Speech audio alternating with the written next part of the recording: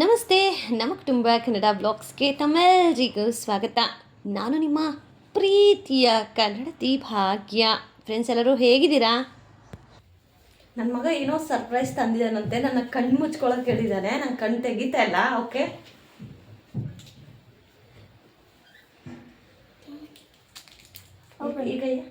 ಈ ಕೈ ಏನಿಲ್ವಾ? ಕೆನ open chocolate ತಂದೋನ್ guys. ಇದು ನಾನು ತಿನ್ಕೋತೀನಿ. ಮಂಚ್ ಮಮ್ಮಿ ಫೇವ್ರೆಟ್ ಪ್ಲೇಸ್ ಯಾವುದು?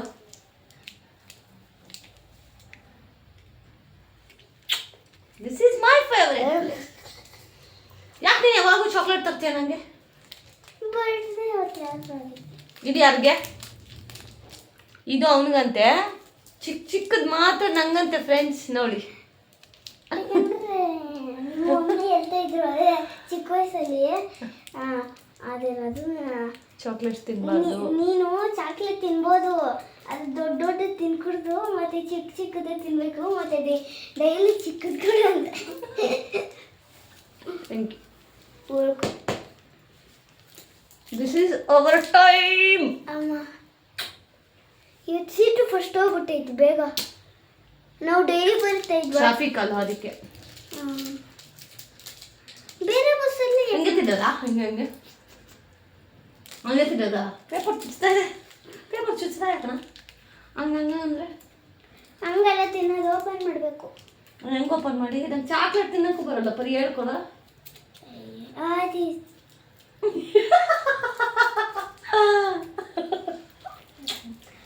ಚಾಕ್ಲೇಟ್ ಆಮೇಲೆ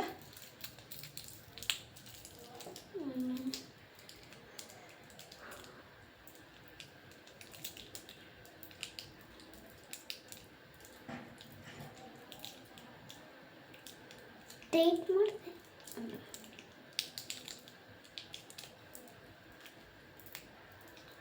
ಹಂಗೆ ಮಾಡಬೇಕಾ? ಇದು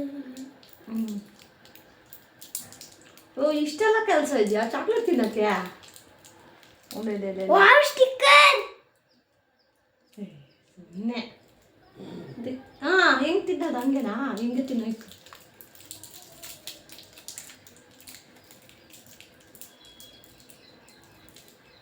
ಕಚ್ಚತ್ತೆ. ಅಮ್ಮೆ ಇರೋ ಬಿಸಾಕಿ ಮಂಚು ಚೆನ್ನಾಗಿರ್ತೈತಿ. ಬಿಡು ತಿಳ್ಕೊಂಡೆ ಇದು. ಇವತ್ತು ಸ್ಕೂಲಿಂದ ಬಂದ ತಕ್ಷಣವೇ ಅವ್ರ ಅಮ್ಮಂಗೆ ಸರ್ಪ್ರೈಸು.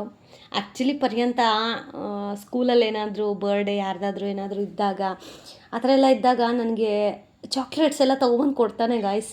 ಮೊದಲೆಲ್ಲ ನಾವು ಎಲ್ಲಾದರೂ ಹೋದಾಗ ಅಯ್ಯೋ ಮಗು ಇದೆ ಮನೇಲಿ ಅಂತ ಹೇಳಿ ತೊಗೊಬರ್ತಾಯಿದ್ವಿ. ಬಟ್ ಈಗ ಮಕ್ಕಳೇ ನಮಗೆ ಕೊಡ್ತಾರೆ ಅಂದರೆ ಅದೊಂಥರ ಬೇರೆಯೇ ಫೀಲಿಂಗ್ ಕೊಡುತ್ತೆ. ಸೋ ಗ್ರೇಟ್ಫುಲ್ ಅಂತ ಹೇಳೋಕ್ಕೆ ಇಷ್ಟಪಡ್ತೀನಿ. ಇನ್ನು ಮಧ್ಯಾಹ್ನದ ಊಟ ಪರಿ ಬಂದಮೇಲೆ ಮಾಡ್ತಾಯಿದ್ದೀನಿ. ಅವನಿಗೂ ಆಮ್ಲೆಟ್ ಎಲ್ಲ ಹಾಕ್ಕೊಟ್ಟು ನಾನು ಬಿಕಾಸ್ ಬೆಳಗ್ಗೆನೇ ಪೂಜೆ ಎಲ್ಲ ಮಾಡಿ ಆಮೇಲೆ ಮಧ್ಯಾಹ್ನ ಸ್ವಲ್ಪ ನಿದ್ದೆ ಜಾಸ್ತಿ ಎಳಿತಾಯಿತ್ತು ಅಂತ ಚೆನ್ನಾಗಿ ನಿದ್ದೆ ಹೋಗ್ಬಿಟ್ಟು 3:15 ಊಟ ಮಾಡ್ತಾಯಿದ್ದೀನಿ. ನೋಡಿ ಇಲ್ಲಿ ನೋಡಿ ಯಾವ ರೇಂಜಿಗೆ ಬೆಂಕಿ ಎತ್ಕೊಂಡು ಉರಿತಾ ಇದೆ ಅಂತ. ಲೈಟ್ ಆಫ್ ಮಾಡು.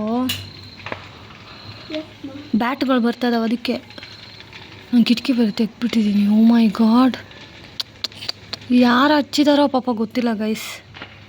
ಪಕ್ಕದ ಮನೆಗೆ ಹೋಗೈತದು. ನೋಡಿ ಗೈಸ್, ಅಲ್ಲೂ ನಿಮ್ಗೆ ಕಾಣಿಸ್ತಾ ಇದೆಯಾ? ಪಕ್ಕದ ಮನೆ ಕಾರ್ಕೊಂಡು ಇಲ್ಲಿ ಅಲ್ಲಿ ಪಾಪ ಲಾಸ್ಟ್ ಸಂಡೇನೇನೋ ಅವ್ರ ಮಗಂದು ಮದುವೆ ಮುಗೀತು. ಅವರೇ ಹಾಕಿದಾರ ಬೆಂಕಿ, ಏನು ಅಂತ ಗೊತ್ತಿಲ್ಲ. ಬಟ್ ತುಂಬ ಆಗಲೇ ಅಂತೂ ಆ ಮರದವ್ರಿಗೂ ಉರಿತಾ ಇತ್ತು. ವಾ ದೇವ, ಎಷ್ಟು ಸೌಂಡ್ ಬರ್ತಾ ಇದೆ ಕೇಳಿಸ್ಕೊಳ್ಳಿ.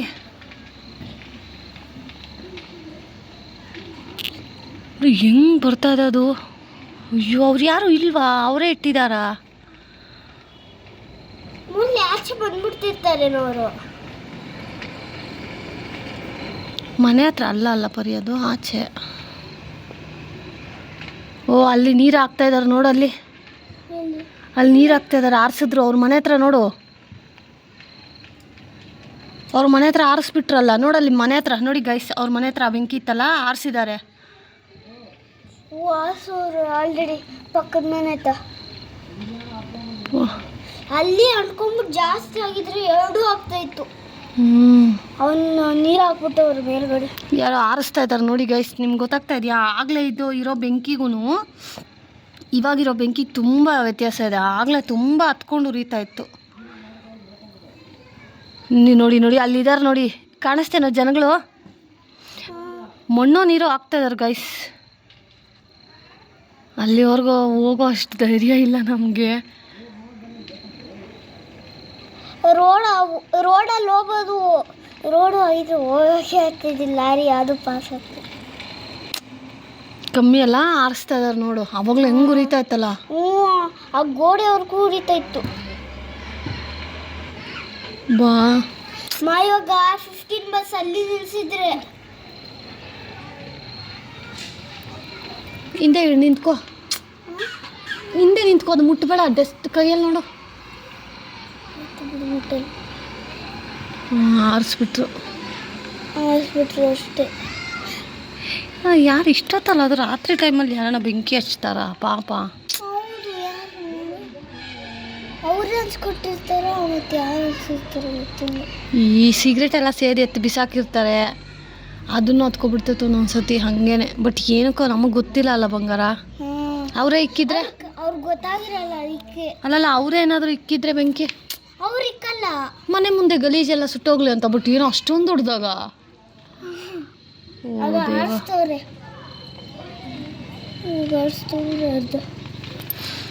ಆಗ್ಲೇಗೂ ಈಗ್ಲೇಗೂ ಎಷ್ಟು ವ್ಯತ್ಯಾಸ ಇದೆ ನೋಡಿ ಗೈಸ್. ಓ ದೇವ, ಆರೋಯ್ತು, ಒಂಚೂರಿದೆ.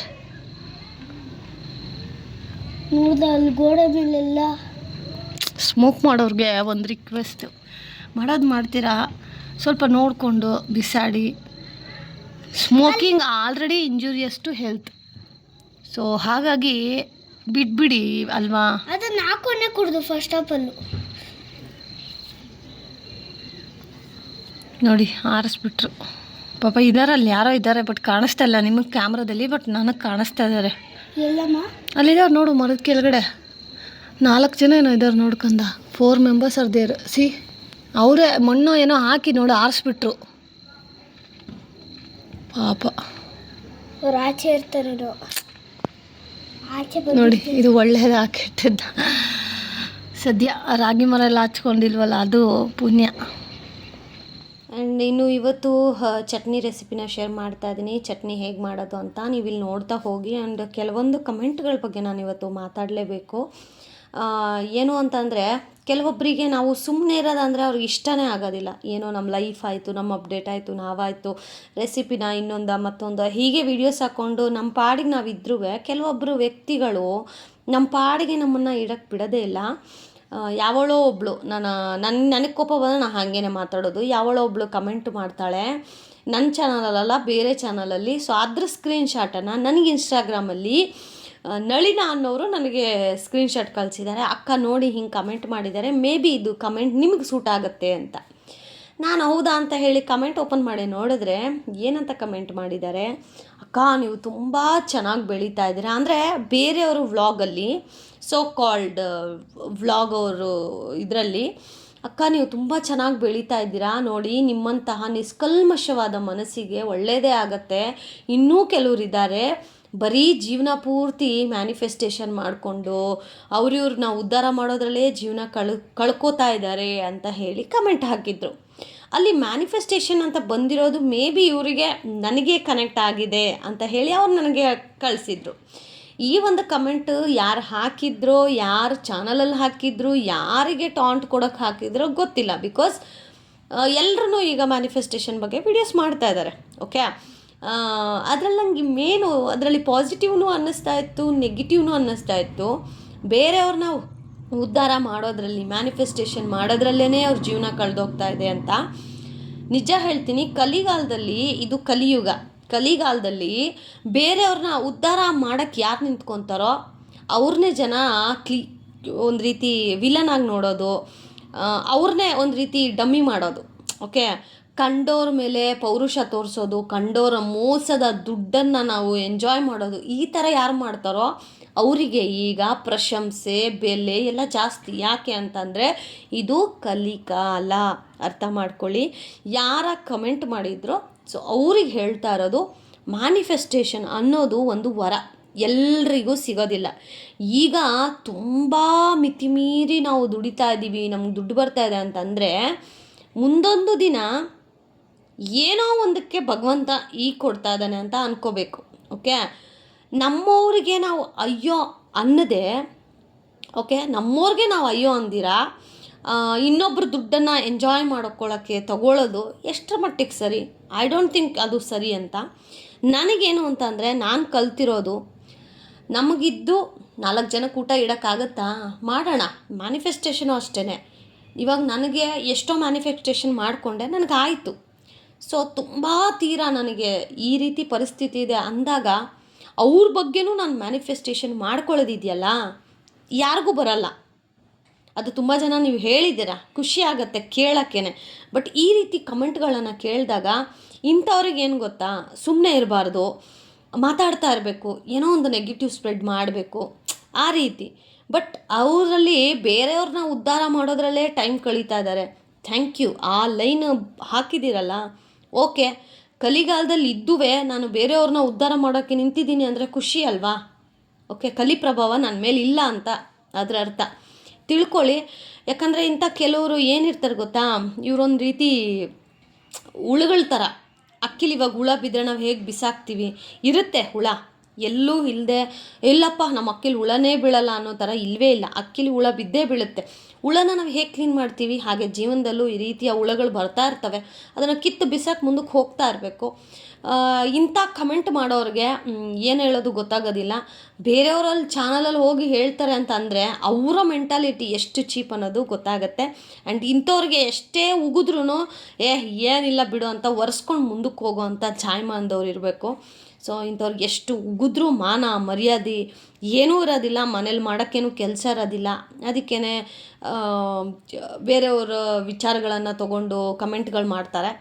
ಅಂಥವ್ರನ್ನ ಲೆಕ್ಕ ಇಟ್ಕೋಬಾರ್ದು. ಬಿಕಾಸ್ ನನಗೂ ಈ ಥರ ಕಮೆಂಟ್ಗಳು ಬರ್ತಾ ಇರ್ತವೆ ನಾರ್ಮಲಿ. ಬಟ್ ಈ ಕಮೆಂಟ್ ನನಗೆ ಒಬ್ಬರು ನನ್ನ ನಳಿನಿ ಅನ್ನೋರು ಫ್ರೆಂಡ್ ಕಳಿಸಿ ನನಗೆ, ಇಲ್ಲಕ್ಕ ಇದು ಯಾರು ಕಳಿಸಿರ್ಬೋದು ಹೇಳಿ ಅಂತ. ಸೊ ಮ್ಯಾನಿಫೆಸ್ಟೇಷನ್ ಅಂತ ಇದ್ದಿದ್ದಕ್ಕೆ ನಾನು ಇವತ್ತು ಈ ವಿಡಿಯೋದಲ್ಲಿ ಆ ಒಂದು ಕಮೆಂಟ್ ಬಗ್ಗೆ ಮಾತಾಡ್ತಾ ಇದ್ದೀನಿ. ಇಲ್ಲ ಅಂತ ಅಂದಿದ್ರೆ ನನಗೆ ಬೇಕಾಗೂ ಇಲ್ಲ ಗುರು. ಓಕೆ, ನನಗೆ ಬರೋ ವ್ಯೂಸೇ ನಂಗೆ ಸಾಕು, ನನಗೆ ಬರೋ ಸ್ಯಾಲ್ರಿ ನನಗೆ ಸಾಕು, ನನ್ನನ್ನು ಇಷ್ಟಪಟ್ಟು ನೋಡೋ ಜನಗಳಿದಾರಲ್ಲ ನಂಗೆ ಅಷ್ಟು ಸಾಕು. ನನಗೆ ಇದಕ್ಕಿಂತ ಮೀರಿ ನಂಗೆ ಇನ್ನೂ ಬೇಕು ಅನ್ನೋ ಆಸೆ ದುರಾಸೆ ನಂಗೆ ಒಂದು ಚೂರೂ ಇಲ್ಲ. So I am happy. ನನಗೆ ಇವಾಗ ಸಿಕ್ಕಿರೋದ್ರಲ್ಲಿ I am very very happy. So ನಂಗೆ ಇಷ್ಟು ಸಾಕು. ಸೊ ಕಂಡವರು ದುಡ್ಡನ್ನು ಶೋಕಿಗೆ ತೊಗೊಂಡು ತಿನ್ನೋ ಅಷ್ಟು ದೇವ್ರು ಇನ್ನೂ ಕೊಟ್ಟಿಲ್ಲ. ನಾವು ಕಷ್ಟಪಟ್ಟು ದುಡಿದು ತಿಂತಾ ಇದ್ದೀವಿ. ಅದ್ರ ಬಗ್ಗೆ ನನಗೆ ತುಂಬ ಖುಷಿ ಇದೆ. ಆ್ಯಂಡ್ ನೆಕ್ಸ್ಟ್ ಟೈಮ್ ಕಮೆಂಟ್ ಮಾಡೋರು ಅವ್ರ ಬಗ್ಗೆ ಏನಿದೆಯೋ ಮಾತಾಡ್ಕೊಳ್ಳಿ. ಇನ್ನೊಬ್ಬರ ಬಗ್ಗೆ ಹೋಗಿ ಕಮೆಂಟ್ ಮಾಡೋದು ಎಷ್ಟರ ಮಟ್ಟಿಗೆ ಸರಿ? ನಿಮ್ಮಂಥವ್ರಿಗೆ ಎಷ್ಟು ಉಗಿದ್ರೂ ಮಾನ ಮರ್ಯಾದೆ ಬರೋಲ್ಲ, ಅದು ಹೇಳೋಕ್ಕೂ ನಮಗೆ ಬೇಜಾರು. ಸೊ ಇಷ್ಟೇ. ಆ್ಯಂಡ್ ಹೇಗಿತ್ತು ಇವತ್ತಿನ ರೆಸಿಪಿ ಕಮೆಂಟ್ ಮಾಡಿ, ಆ್ಯಂಡ್ ವ್ಲಾಗ್ ಹೇಗಿತ್ತು ಅದನ್ನು ಕಮೆಂಟ್ ಮಾಡಿ ಅಂತ ಹೇಳ್ತಾ, ಪ್ಲೀಸ್ ಸ್ಟಾಪ್ ಸ್ಪ್ರೆಡ್ ನೆಗೆಟಿವ್.